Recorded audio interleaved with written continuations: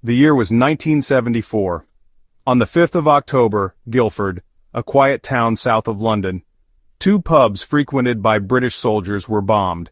The police were under pressure to find the perpetrators. They needed someone to blame. They needed to show they were in control. Within days, 4 young people were arrested: Gerry Conlon, Paul Hill, Patrick Armstrong, and Carol Richardson. They became known as the Guildford Four. Their only connection to the bombings was that they were Irish. Their arrests marked the beginning of a horrific miscarriage of justice. They were young, vulnerable, and completely innocent of the crimes they were accused of.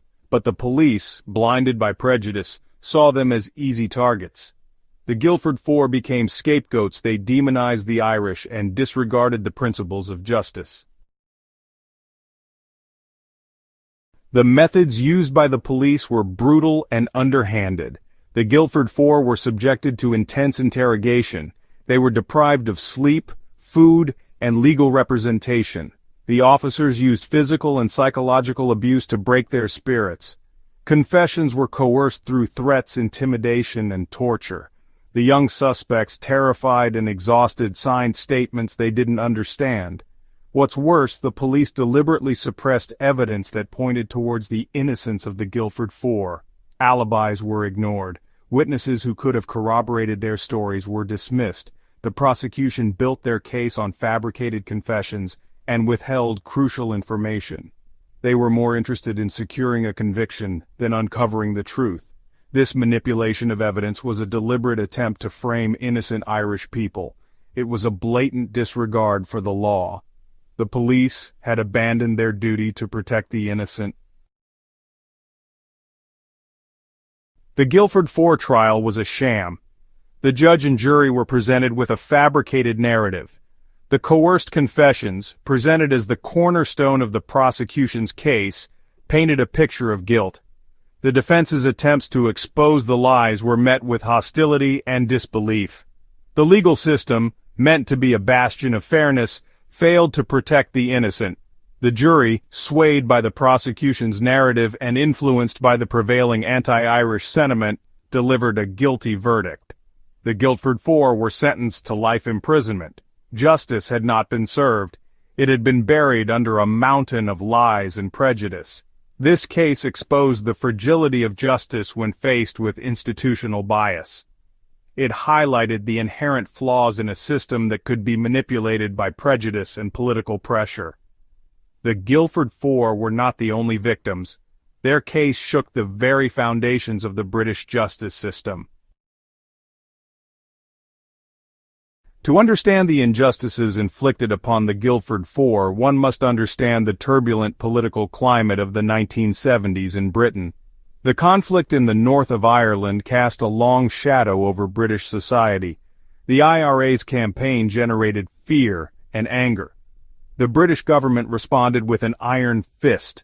Policies were enacted that prioritized security over civil liberties. The aim was to crush the IRA, even if it meant compromising the rights of innocent Irish people. The British Army's presence in the north of Ireland fueled resentment and anger among the Irish population.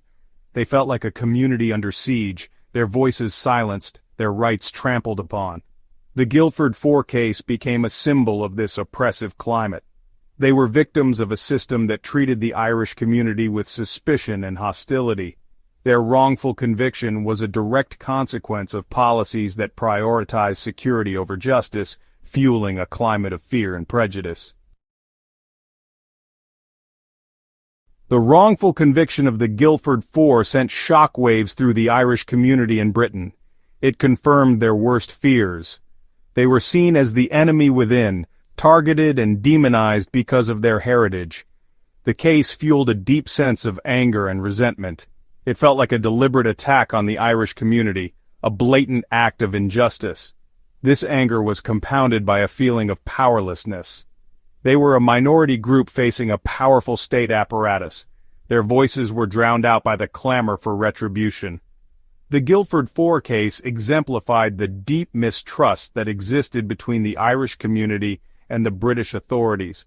The case highlighted the human cost and the dangers of unchecked state power. It showed how easily justice could be perverted. The anger and frustration felt by the Irish community were palpable.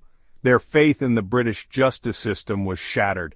Paddy Armstrong, Gerry Conlon, Paul Hill, and Carol Richardson, who were wrongly convicted of the 1974 Guildford pub bombings in England. They were sentenced to life in prison, but were later released after 15 years. Their convictions were overturned due to the disclosure of new evidence and the recognition that their confessions were obtained through coercion. The Guildford Four case became a landmark example of a miscarriage of justice and spurred reforms within the British justice system. Prime Minister Tony Blair formally apologized to the Guildford Four in 2005.